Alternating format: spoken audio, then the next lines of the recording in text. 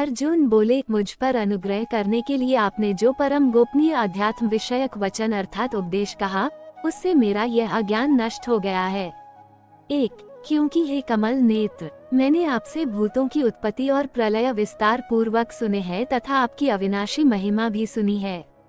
2. हे परमेश्वर, आप अपने को जैसा कहते हैं ये ठीक ऐसा ही है, परंतु हे पुरुषोत्तम, आपके ज्ञान, ऐश्वर्य, शक्ति, बल, वीर्य और तेज से युक्त ऐश्वर्य रूप को मैं प्रत्यक्ष देखना चाहता हूँ।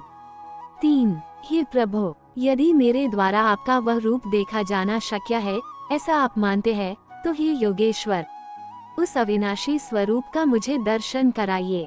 4. श्री भगवान बोले, हे पार्थ, अब तू मेरे सैकड़ों हजारों नाना प्रकार के और नाना वर्ण तथा नाना आकृति वाले अलौकिक रूपों को देख। 5. हे भरतवंशी अर्जुन, तू मुझ में आदित्यों को अर्थात अदिति के 12 पुत्रों को, 8 वसुओं को, 11 रुद्रों को, दोनों अश्विनी कुमारों को और 49 मरुदगणों को देख तथा और भी बहुत से पहले न देखे हुए आश्चर्यमय रूपों को देख।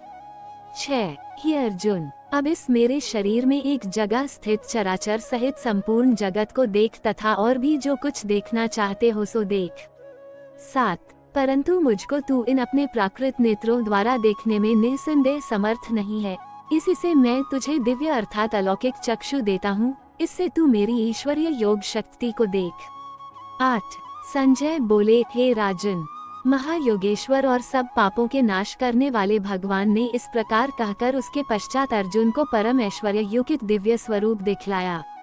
9. अनेक मुख और नेत्रों से युक्त, अनेक अद्भुत दर्शनों वाले, बहुत से दिव्य भूषणों से युक्त और बहुत से दिव्य शस्त्रों को हाथों में उठाए हुए, दिव्य माला और वस्त्रों को धारण किए हुए और दिव्य गंध का सारे शरीर में लेप किए हुए, सब प्रकार के आश्चर्यों से युक्त, सीमा रहित और सब ओर मुख किए हुए विराट स्वरूप परम देव परमेश्वर को अर्जुन ने देखा।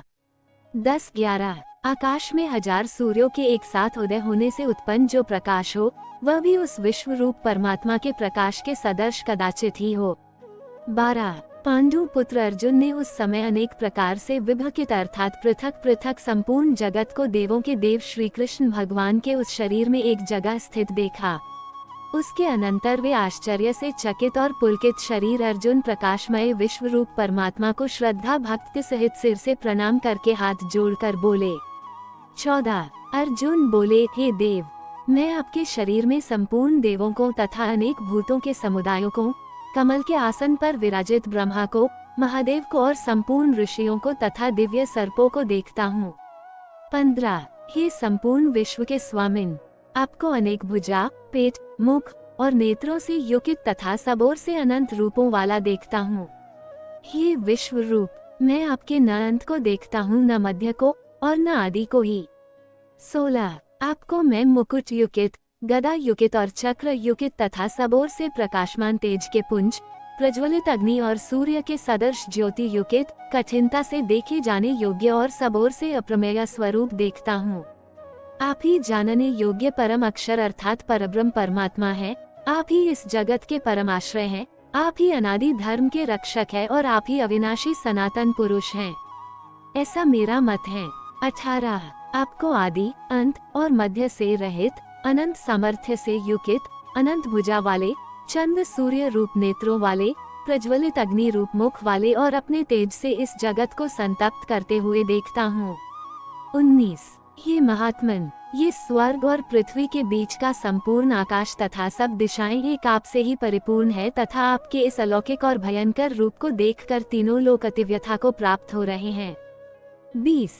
वे ही देवताओं के समूह आप में प्रवेश करते हैं और कुछ भयभीत होकर हाथ जोड़े आपके नाम और गुणों का उच्चारण करते हैं तथा महर्षि और सिद्धों के समुदाय, कल्याण हो ऐसा कहकर उत्तम उत्तम स्तोत्रों द्वारा आपकी स्तुति करते हैं।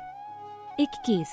जो 11 रुद्र और 12 आदित्य तथा 8 वसु, साध्य गण, विश्वेदेव, अश्विनी कुमार तथा मरुदगण और पितरों का समुदाय तथा गंधर्व, यक्ष, राक्षस और सिद्धों के समुदाय है, वे सब ही विस्मित होकर आपको देखते हैं। 22. ये महाबाहो, आपके बहुत मुख और नेत्रों वाले, बहुत हाथ, जड़ा और पैरों वाले, बहुत उदरों वाले और बहुत सी दाढ़ों के कारण अत्यंत विकराल महान रूप को देखकर सब लोग व्याकुल हो रहे हैं तथा मैं भी व्याकुल हो रहा हूँ। 23 क्योंकि हे विष्णु, आकाश को स्पर्श करने वाले, देदीप्यमान, अनेक वर्णों से युकित तथा फैलाए हुए मुख और प्रकाशमान विशाल नेत्रों से युकित आपको देखकर भयभीत अंत करण वाला मैं धीरज और शांति नहीं पाता हूँ। 24 दाढ़ों के कारण विकराल और प्रलय काल की अग्नि के समान आपके मुखों को देखकर मैं दिशाओं को नहीं जानता हूँ और सुख भी नहीं पाता हूँ।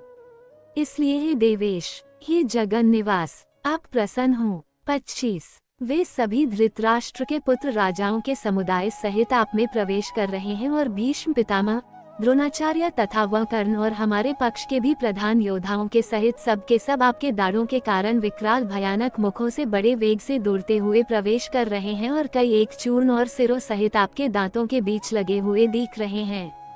26-27 जैसे नदियों के बहुत से जल के प्रवाह स्वाभाविक ही समुद्र के ही सम्मुख दौड़ते हैं अर्थात समुद्र में प्रवेश करते हैं, वैसे ही वे नरलोक के वीर भी आपके प्रज्वलित मुखों में प्रवेश कर रहे हैं। 28 जैसे पतंग मोह वश नष्ट होने के लिए प्रज्वलित अग्नि में अतिवेग से दौड़ते हुए प्रवेश करते हैं, वैसे ही ये सब लोग भी अपने नाश के लिए आपके मुखों में अतिवेग से दौड़ते हुए प्रवेश कर रहे हैं। 29 आप उन संपूर्ण लोगों को प्रज्वलित मुखों द्वारा ग्रास करते हुए सब ओर से बार बार चाट रहे हैं। हे विष्णु, आपका उग्र प्रकाश संपूर्ण जगत को तेज के द्वारा परिपूर्ण करके तपा रहा है। 30 मुझे बतलाइए कि आप उग्र रूप वाले कौन हैं? हे देवों में श्रेष्ठ, आपको नमस्कार हो, आप प्रसन्न होइए। आदि पुरुष, आपको मैं विशेष रूप से जानना चाहता हूँ, क्योंकि मैं आपकी प्रवृत्ति को नहीं जानता। 31 श्री भगवान बोले, मैं लोगों का नाश करने वाला बड़ा हुआ महाकाल हूँ। इस समय इन लोगों को नष्ट करने के लिए प्रवृत्त हुआ हूँ। इसलिए जो प्रतिपक्षियों की सेना में स्थित योद्धा लोग हैं, वे सब तेरे बिना भी नहीं रहेंगे, अर्थात तेरे युद्ध न करने पर भी इन सब का नाश हो जाएगा।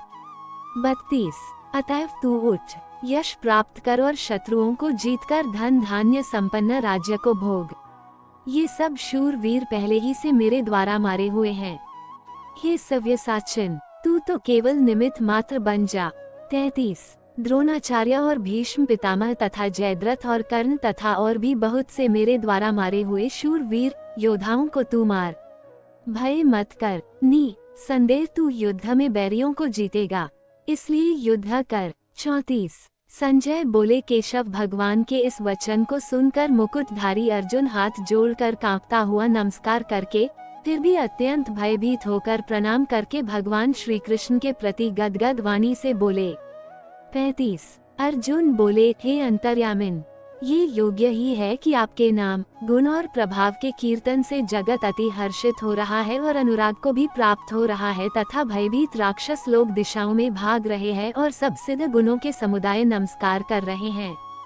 36 ये महात्मन, ब्रह्मा के भी आदिकर्ता और सबसे बड़े आपके लिए वे कैसे नमस्कार न करें, क्योंकि हे अनंत, हे देवेश, हे जगन निवास, जो सत असत और उनसे परे अक्षर अर्थात सच्चिदानंदन ब्रह्मा है, वह आप ही हैं।